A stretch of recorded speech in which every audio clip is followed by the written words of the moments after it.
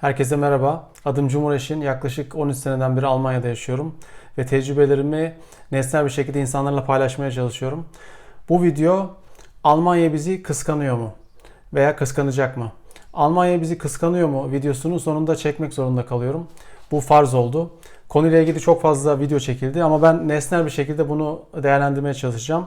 Bazı faktörler üzerinden de 2025 yılında Almanya'ya gelinir mi? Bu konuyu değerlendireceğim. Kararı tabii ki size bırakacağım. Bu faktörlerden sonra da videonun sonunda Almanya bizi kıskanıyor mu, kıskanacak mı? Bununla ilgili olarak değerlendirmemi öznel bir şekilde size vereceğim. Şimdi madde madde başlıyorum. Gelmeye değer mi'nin 3 tane maddesi. Birinci madde para. Birçok insanı Almanya'ya yönlendiren konu para. Neden? Çünkü alım gücünün Türkiye'de düştüğünü düşünüyorlar ve Almanya'daki alım gücünün daha yüksek olduğunu düşünüyorlar. Bu doğru mu? Doğru. Almanya'daki alım gücü peki Türkiye'deki gibi düştü mü? Evet, son 10 senede, 10 seneye baktığınız zaman Almanya'daki alım gücü ciddi anlamda düştü. Yani bir yüzde vermem gerekirse %25, %20, 25 aralığında bir alım gücünde düşüş var diyebiliriz. Peki, alım gücü iki ülkede de düştüğüne göre avantaj nerede? Yani parayla ilgili olarak biz neden Almanya'ya gelebiliriz? Ev alma konusu. Evet, ev alma konusu gündemde olabilecek bir konu. Çünkü Almanya'da kapitalizmin ana damarlarından birinde yaşadığınız için kapitalizm üzerinden kredi almak, yani ev almaya çalışmak daha kolay. Türkiye ile kıyasladığınızda daha kolay. Peki, ev aldığınızda ev alıyor musunuz? Hayır. Kapitalizmin en büyük yanlarından bir tanesi sizin ev aldığınız. Size aslında banka evi alıyor. Banka size elinize bir şekilde kelepçe takıyor ve siz ev aldığınızı zannediyorsunuz. Kapitalizmin en büyük yanlarından bir tanesi bu ama şimdi bu yalanın üzerine bir video çekmeyeceğiz tabii ki. Ev aldığınızı düşündüğünüzde peki ne oluyor? Evin her sene değer kazandığını düşünüyorsunuz ve bu şekilde sizin bir şekilde birikiminizin yıllar içerisinde arttığınızı düşünüyorsunuz. Bu olabilecek bir şey mi? Olabilecek bir şey. Peki ev fiyatları alınabilecek seviyede mi? Normal şartlarda hayır. Eğer bir birikiminiz varsa, daha önceden bir birikiminiz varsa ve o birikimi siz peşinat olarak yatırırsanız, uygun bir kredi faizi yakalarsanız ev alma ihtimaliniz olabilir. Peki, Almanya'da önümüzdeki dönemde ev fiyatlarında nasıl bir değişiklik olabilir? Genelde kimseden duymayacağınız bir bilgiyi vermek istiyorum.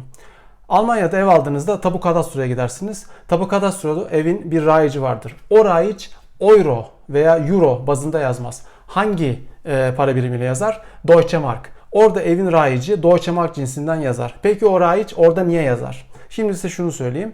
Almanya'da bir kriz olduğunda ve o normal bir kriz olmadığında, diyelim ki bir dünya savaşı çıktı. Benim tahminimce o tabu kadastrodaki rayici evin fiyatı döndürülür. Yani siz mesela 500 bin euroya bir ev aldınız. 500 bin euroya aldığınız ev savaş çıktığında, dünya savaşı çıktığında bir bakarsınız 250 bin euroya düşmüş. 250 bin euroya çıkmış olan ev size ne getirir? Hiçbir şey getirmez. Belki de hayatınızın sonu olur. Bunu söylemiş olayım. İkinci faktör, aile. Birçok insan çocuğu için veya çocuğun eğitimi için Almanya'ya geliyor. Peki, çocuğun eğitimiyle ilgili neler söyleyebiliriz? Almanya'da okulların neredeyse tamamı devlet okulu. Doğru mu? Doğru. Türkiye'deki okulların iyi eğitim vermesi için çocukları hangi okullara gönderiyorlar? Genelde özel okullara. Peki, özel okul kalitesinde eğitimi Almanya'da almanız mümkün mü? Mümkün. Hangi okullarda bunu almanız mümkün? Devlet okullarında. Peki, devlet okullarının kalitesini peki diğer ülkelerle kıyaslıyorlar mı? Kıyaslıyorlar. PISA sonuçlarına baktığınız zaman Almanya'nın sonuçları kendilerine göre yeterli değil. Finlandiya ile, İsveç ile, Norveç ile vesaire kıyaslıyorlar. Onlara göre seviye yetersiz kalıyor. Yıllar içerisinde de seviyenin düştüğü söyleniyor. Peki, bu da tamam. Eğitim seviyesi anlamında baktığınızda ve ortalamaya baktığınızda, yani Türkiye'de alabileceğiniz ortalama eğitim, Almanya'da alabileceğiniz ortalama eğitime baktığınızda Almanya'nın daha avantajlı olduğunu söylemek doğru mu? Doğru. Evet, çocuğunuzun eğitimi açısından bunu söyleyebilirsiniz. Peki, eğitimi alırken fırsat eşitliği var mı Almanya'da? Bunu bir kere sorabilir miyiz? Eğitimde fırsat eşitliği var mı? Yani herkes aynı şekilde bu eğitimden faydalanabiliyor ve aynı meslek gruplarına, aynı sınıftaki meslek gruplarına aynı şekilde çıkabiliyor mu? Cevap hayır. Peki bu fırsat eşitsizliği nereden geliyor? Sistemden geliyor. Sistemin bunu düzeltmeye ilgili şu an bir çabası var mı? Var ama çok asgari. Bu yeterli değil. Dolayısıyla bu fırsat eşitsizliğinden en çok etkilenen gruplar hangileri? Yabancı kökenler. Yabancı kökenleri fırsat eşitsizliğini yok edecek şekilde ortalara çekecek ve ortalama seviyede eğitimden yararlanacak şekilde destekleyen bir sistem yok Almanya'da. Dolayısıyla Çocuklar daha ilkokuldan itibaren, bakın üniversite sınavına falan gelmeyin. İlkokuldan itibaren en büyük ayrımcılık seviyesine, en büyük ayrımcılığa ilkokulun sonunda uğruyorlar ve okullara göre sınıflanmış oluyorlar. Bununla mücadele etmeniz lazım. Bununla ilgili mücadele etmek için herhangi bir altyapınız var mı? Bilmiyorum. Bunu kendinize sormanız gerekiyor. Bununla ilgili herhangi bir şekilde bilgi sahibi misiniz? Bilmiyorum. Kendi kendinize sormanız lazım. Birçok gelen insanın Almanya'da buna hazırlık olmadığını söyleyebilirim. Hatta gelenlerin %99'u bu konuda herhangi bir hazırlığa sahip değil. Peki, üçüncü faktör. Aidiyet, kimlik konusu.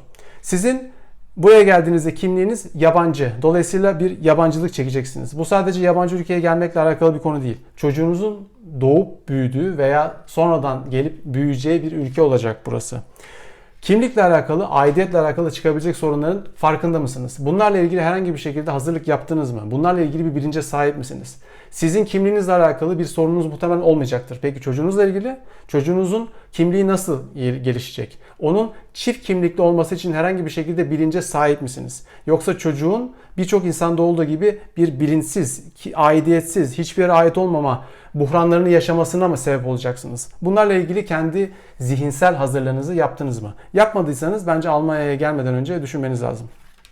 Şimdi bütün bu 3 faktörü değerlendirdiğinizde 2025 yılında Almanya'ya gelmeli mi, gelmemeli mi? Bunun cevabını tabii ki siz vereceksiniz. Ben size nesnel anlamda hangi faktörlerin önemli olduğunu, özellikle birçok gelen için önemli olan faktörler üzerinden size değerlendirmeye çalıştım. Siz bunun değerlendirmesini kendiniz yapın. Şimdi videonun sonunda vurucu olan konu da buna bir şekilde çerçevelendirerek geliyor.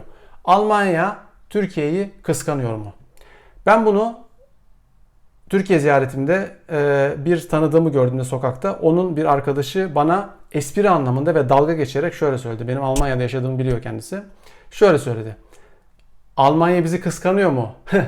Gülerek söyledi. Ben çok ciddi bir şekilde, hatta onun dalgasına tam zıt bir şekilde şöyle dedim. Kıskanmıyor ama kıskanacak hale gelebilir. Çünkü daha önce kıskanacak durumda oldu dedim. O tanımadığım insan, ismini öğrendim sadece, tanımadığım insan pek zannetmiyorum dedi bir anda ciddileşerek. Almanya'nın Türkiye'yi kıskandığı bir dönem olmuş mudur? Soru. El cevap olmuştur. 1945 ile 1965 yılları arasında Almanya Türkiye'yi kıskanacak vaziyetteydi. Neden? Çünkü ülke yerle birdi. Ülkeyi tekrar inşa etmeye çalıştılar. Türkiye'den hatta işçiler gitti. Çok büyük katkılar sağladılar ve ülke tekrardan inşa edildi. 1965'ten sonra iş döndü. Almanya tekrardan Türkiye'yi kıskanacak hale gelebilir mi? Ne yazık ki gelebilir. Neden? Çünkü 3. Dünya Savaşı'na biz koştura koştura gidiyoruz. Biz derken bütün insanlıktan bahsediyorum. Almanya Rusya'ya zarar vermek adına Amerika'nın emriyle Ukrayna'ya yardım yaptığı sürece belki 100 milyar euro. Oraya silah yardımı yaptıkça milyarlarca euro. Orada on binlerce insanın ölmesine sebep oldukça. Polonya'nın Rusya ile arasındaki gerginliği yok etmek için hiçbir şey yapmadıkça. Dünya Savaşı'nın çıkması için ABD'nin emriyle elinden gelen her şeyi yaptıkça. Savaş sanayine yine haldır haldır milyarlarca euroyu verdikçe. Savaş sanayi şirketleri şu an inanılmaz cirolar yaptıkça.